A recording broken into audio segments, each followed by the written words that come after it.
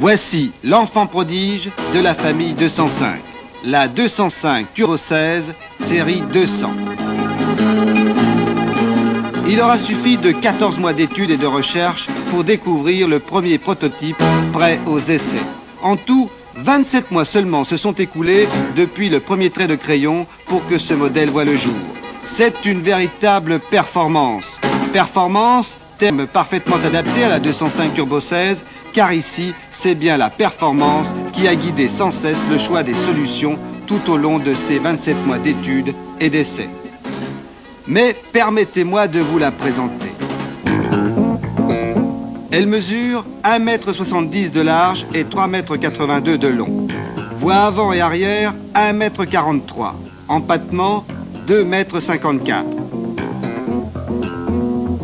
Son esthétique, particulièrement agressive et sportive, témoigne cependant de sa filiation avec la famille 205. À noter son spoiler avant avec phare longue portée intégré, son béquet arrière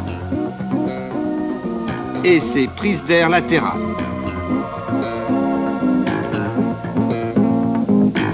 Son poids à vide est de 1145 kg, avec une très bonne répartition des masses, 530 kg à l'avant et 615 à l'arrière. Toute la partie arrière s'escamotant à la manière d'un capot, l'accès aux organes mécaniques est grandement facilité. Son moteur est un XU8T de 1775 cm3 en position transversale centrale arrière. Il est turbo-compressé avec un échangeur RR. La pression de suralimentation est de 0,7 bar. Il développe 200 chevaux à 6750 tours minute pour une puissance administrative de 9. Alimenté par injection, il possède 4 soupapes par cylindre et 2 arbres à cam en tête. Son allumage cartographique est entièrement électronique. Le résultat de cette formidable mécanique, une vitesse maximum de 210 km/h et des accélérations remarquables. Moins de 6 secondes de 0 à 100 km/h, 27 secondes au 1000 mètres départ arrêté.